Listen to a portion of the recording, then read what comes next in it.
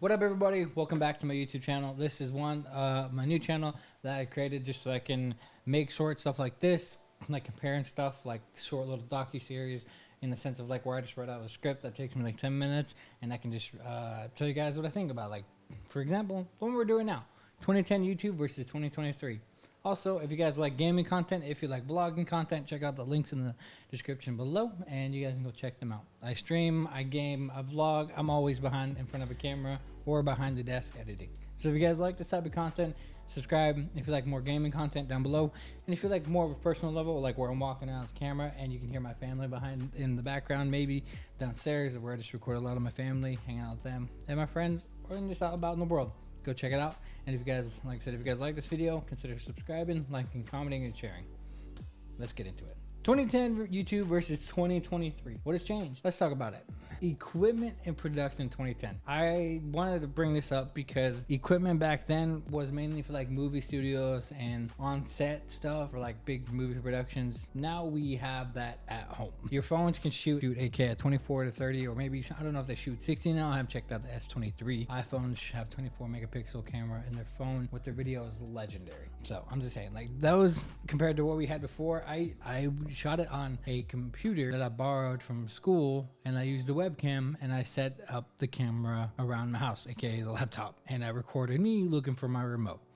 So quality of videos have gotten so much better in the sense of like now people don't need to just shoot from like the simplest things they have. And if you fast forward to 2023, what has changed? A lot, to be honest. YouTubers have access to high quality cameras like the Red Dragon or the Arri Alexa. And professional lighting is a lot more cheaper compared to what it was.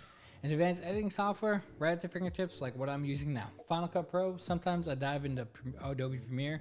It just depends on how I'm feeling. Production quality has skyrocketed. For example, Mr. Beast versus someone like me. To be honest, I sit in front of a camera in my so-called studio. In reality, it's just a second room I rent out. Compared to his multi-million-dollar production, not hating, just saying. To be honest, he started here also, you know what I mean? Just using the other room that he rented out, and he was trying to make it big. And so, nothing but respect. To be honest, he kind of changed the landscape of YouTube though, as a whole. More flashy, more cuts, to be honest, just to keep the viewers interested each time.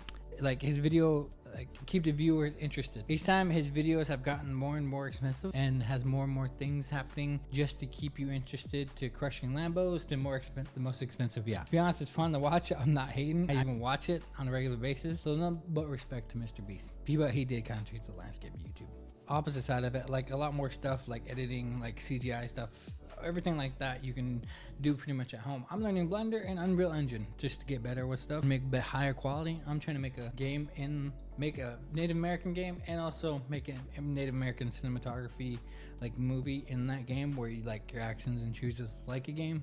So if you guys want to check it out eventually, one day I might post it. If you guys want to, you know, buy it or anything like that, check it out. How has creation evolved over the years? In 2010, content creators focused on vlogs. Hopefully it won't get me canceled, but people like David Dobrik, he's kind of an outlier in the sense. Emma Chamberlain was more of like an emotional one too, more of like an emotional one in the sense of like she got you like to feel it. Solon and those guys that talked everyone, I forgot the name, right here, wherever it is. On the other side is a relationship-based creator who is someone who can upload themselves going to the store and millions of people will watch because they're just interested in the relationship they have with that creator. And it's very true.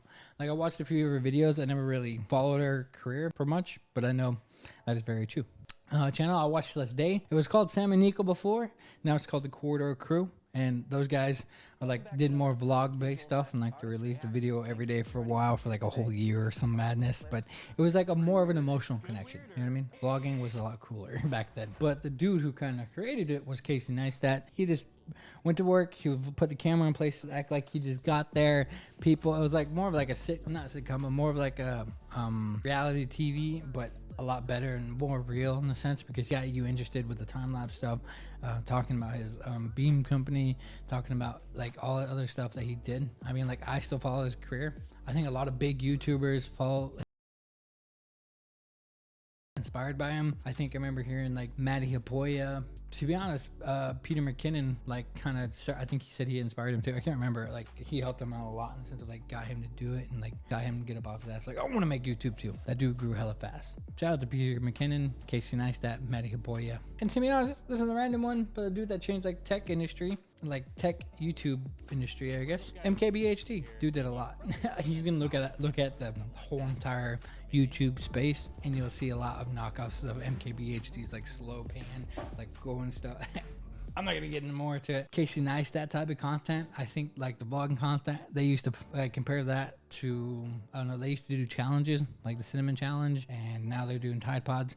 That's all I'm gonna say about that. That's gross. That's sad. They also had more skits back in 2010 in the sense of like, it was more of like skits and like just trying to make you laugh, I guess. Smosh was the only one I really thought about for that, because that's the only big name I know that did stuff like that. Different landscape, different time. But in 2023, we see the rise of new content like categories like ASMR. Why is that a thing? I will never know. My nephew Lily, he loves ASMR. I don't know why, but that's his thing. It's cool.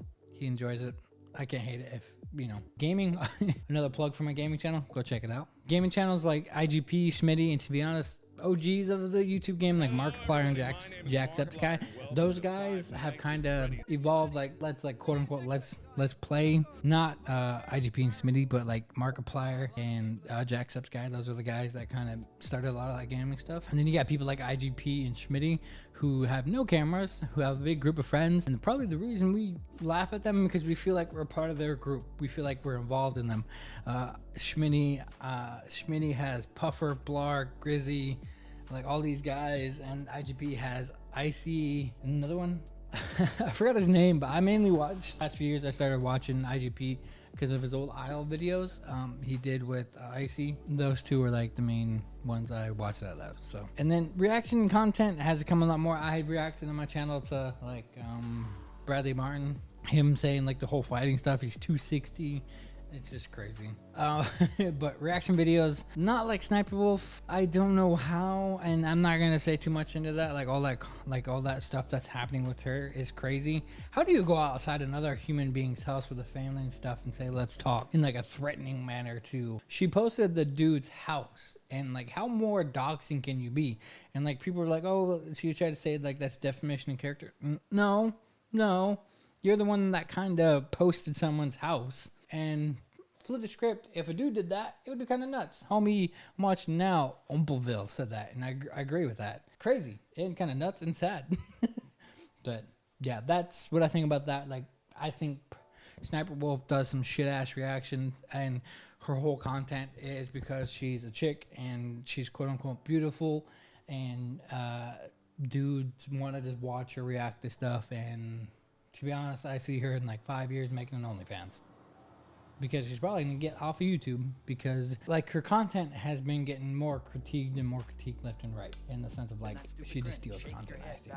Compared to reaction content like Dr. Mike and Ludwig, those guys put like actual like time and effort to pause it, react to certain clips, or just put their input majority of it. They don't do stuff like XQC, leave the room and actually let the whole content play. Well, you're gone and you're streaming it, and just because you got $100 million does not give you the right to just watch other people's YouTube videos and just sit there and react and not actually put 2 cents of content into it. It's kind of sad.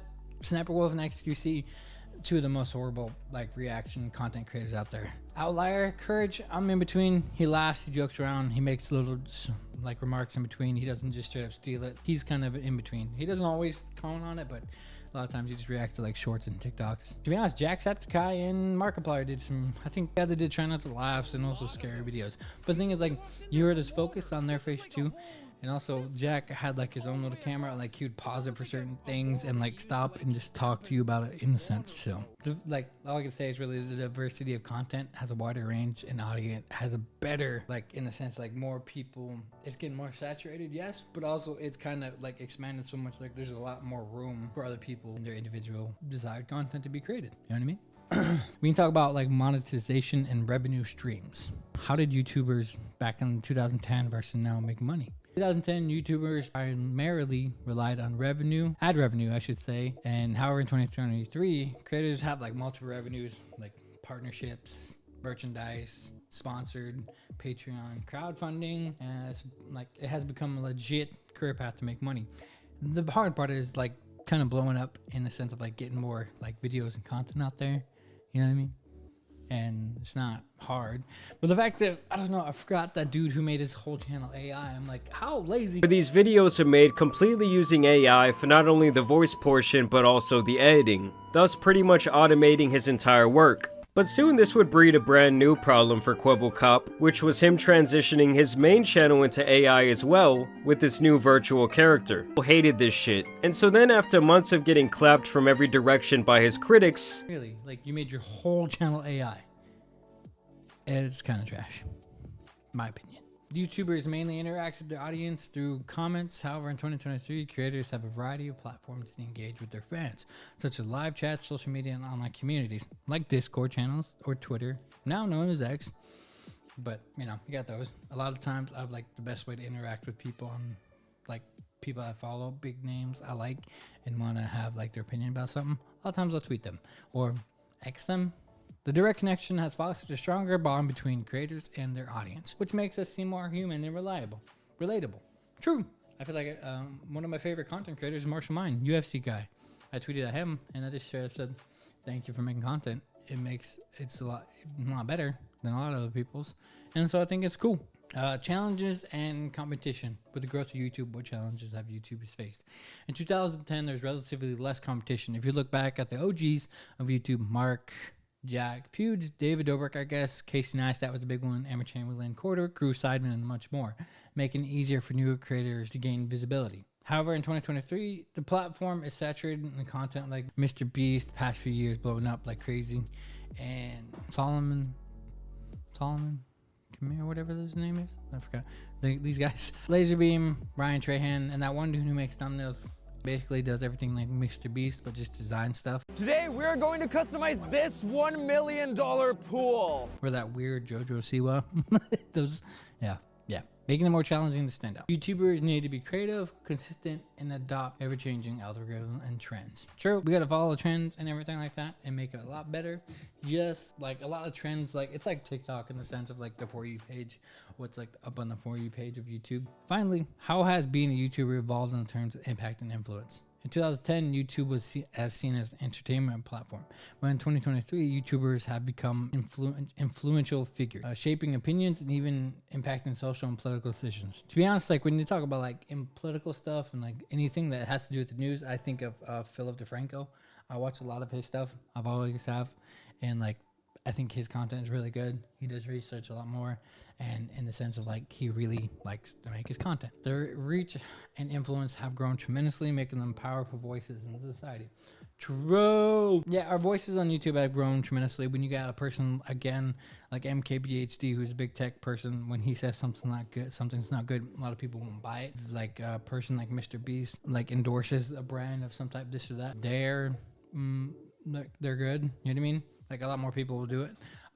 People like Casey Neistat just put something in his vlog, like people will buy it. So yeah, that's basically it from I personally think about what it's like compared to 2010 versus 2023. We have come a long way since 2010 though. All I really can say though is coming from a dude like me who does this type of stuff because I love to. I enjoy making this type of content. It is nice for me. And I will always try to make the best content I think I can do. But just be yourself. I know I said a lot of the content creation is a lot more saturated, a lot more. It's like there's a lot more out there. But there's also, you can just find your niche. You can just find what you love to do in there and just make it. It doesn't matter if it blows up or not. If you like to make the content, make the content. I'm trying to blow up, yes, but I don't ever expect to. I'll always just make content I love to do. And if I never blow up and I only get less than 1,000 subscribers my whole life, I'm cool with it because I enjoy my less than 1,000 subscribers because I enjoy having a small community I can just talk to and post to that will enjoy the content. If you guys enjoyed this content, don't forget to like, subscribe, share it, hit that notification bell, and if all else, have a wonderful day, guys. Peace.